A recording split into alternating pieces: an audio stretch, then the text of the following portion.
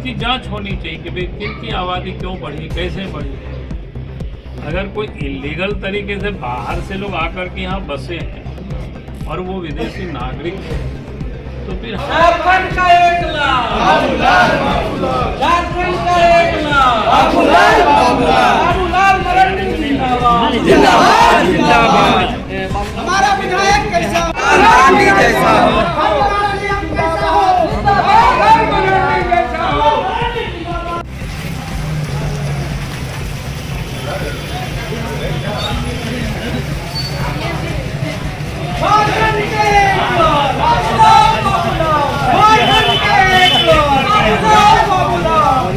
विधायक कैसा हो,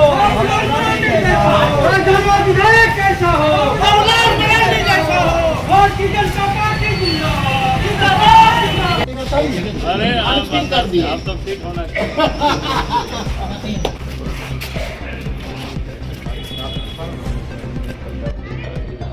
डेमोग्राफी पूरी तरह से संपूर्ण झारखंड में अगर 1951 आजाद भारत का पहला उस समय जो आबादी थी और इसके बाद 21 में तो नहीं हुआ, 2011 में जो उसको अगर हम देखते हैं तो देखते हैं कि सबसे अधिक की जो आबादी आदिवासियों की कम हुई, उसके बाद सनातनी हिंदुओं की भी कम हुआ। अगर हम आदिवासियों की आबादी जहाँ 36%, आज मात्र 26%, यानी आज़ाद भारत 2011 तक आते आते संथाल प्रगणना को अगर एक ब्लड में हम देखते हैं तो 1951 में जहाँ पर 44% से कुछ अधिक आबादी, आज वहाँ मात्र 28, यानी 16%। सनातनियों की भी आबादी है मात्र 3% की बढ़ोतरी। तो ये हम सब लोगों की चिंता का विषय है कि इतनी बड़ी आबादी की कमी कैसे। तो उसका जो मोटा मोटी जो निष्कर्ष आता है कि बांग्लादेशी जो रोहिंग्या मुसलमान घुसपैठ की और झारखंड में जमीन कई जगह जगह बंदोबस्त किया, वोटर लिस्ट में नाम दर्ज किया, तो उसी को हम सब लोग कहते हैं ये जो डेमोग्राफी बढ़ी। पहला तो प्रभावित हो रहा है कि आदिवासी, तो उनको आबादी का अनुपात विधानसभा में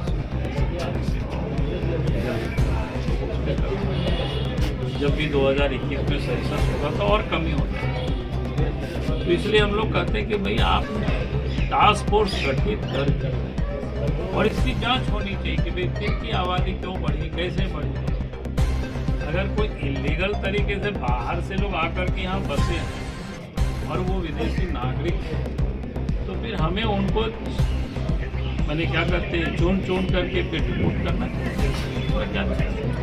यही बातें आज नहीं काफी दिनों से हम सब लोग मान रहे हैं। एक सवाल और था सर, जैसे सीता सोरेन जी के बारे में जो इरफान अंसारी साहब ने जनाब की मतलब बातें की है, वाकई मीडिया में बयानबाजी तो चल रहा है, इसको सर किस नज़रिए से? देखिए, मैं ये कह सकता हूँ कि ये तो बिल्कुल स्पष्ट है। सीता सोरेन झारखंड आंदोलन के जो एक सिपाही रहे और वर्तमान राज्य के मुख्यमंत्री, उनकी पॉलिटिकल पार्टी अलग है, फिर महिला भी है। और उसके बाद अगर एक हेमंत सोरेन के मंत्रिमंडल के मंत्री, कैबिनेट मंत्री अगर किसी महिला के बारे में इस प्रकार की अभद्र टिप्पणी करें, हम लोग तो बोल भी नहीं कर सकते हैं कि इस प्रकार की। अगर हेमंत सोरेन में थोड़ी सी भी नैतिकता या थोड़ी सी भी जमीर जिसको बोलते हैं वो, तो फिर इरफान अंसारी को तो मंत्रिमंडल से हटा देते। लेकिन आश्चर्य होता है कि हेमंत सोरेन ने उस पर कुछ भी बोला नहीं, एकदम बिल्कुल चुप लगाए हुए। ये समझ में आता है कि वोट के खातिर किस हद तक हेमंत सोरेन गिर सकते हैं। झारखंड की अगर कोई माँ बहनों की कोई अपमानित करिए तो उनके भाभी भी है, राजनीतिक अलग अलग दल हो सकता है। कोई हमारा अगर इस झारखंड प्रदेश में किसी भी महिला के साथ या किसी भी व्यक्ति के साथ अगर गलत, तो हम ये थोड़े पूछेंगे कि आप हमारे पार्टी के हो कि नहीं।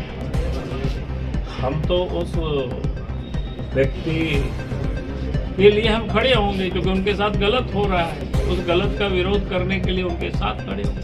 लेकिन हेमंत सोरेन तो चुप लगा है। तो जहां अपने भाभी के वो नहीं सुरक्षित कर सकता है, दुर्गा सोरेन की पत्नी को सुरक्षित नहीं कर सकता है, तो ऐसे हेमंत सोरेन से झारखंड की जनता कैसे सुरक्षित रहेगी, यहाँ की माँ बहनें कैसे सुरक्षित रहेगी। एक लास्ट सवाल था सर, क्योंकि यहाँ से आप उम्मीदवार हैं राजधनवार विधान से, तो यहाँ के जो आपके मतदातागण हैं उनके लिए आपका क्या संदेश है? बस सबको कहेंगे कि भाई आप सोच समझ करके वोट करना और मन निशान पर दबाना।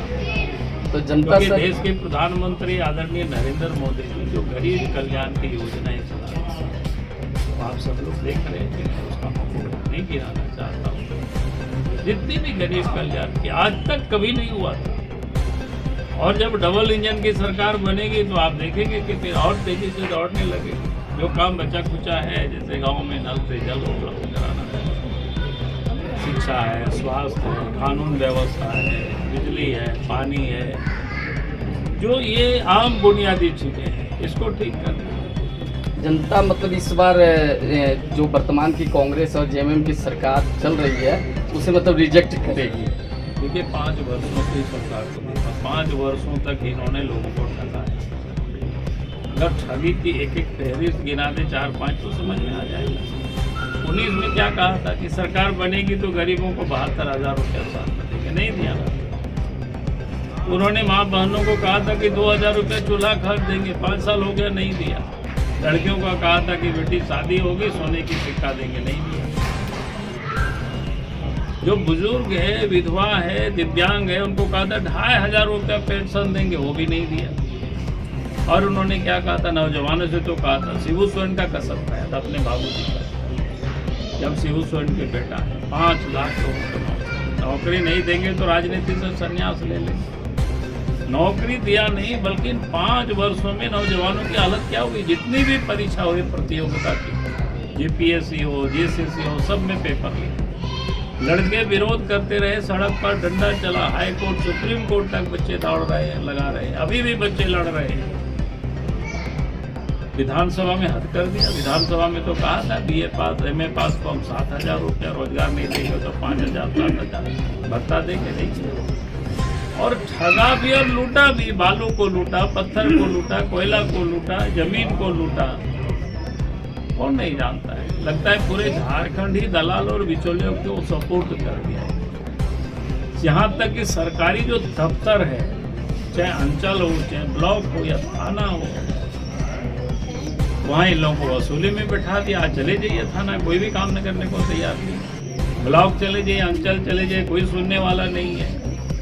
अंचल में आप एक मोटेशन का भी कागज करना पड़ता है तो नहीं देता है, नहीं बनाता है, पैसा दीजिए नहीं तो रिजेक्ट कर देता है, नहीं तो लटका करके रखे। तो इसलिए हमने कहा कि लूट भी रहा है और ठग भी रहा है। तो अब झारखंड की जनता 5 वर्षों में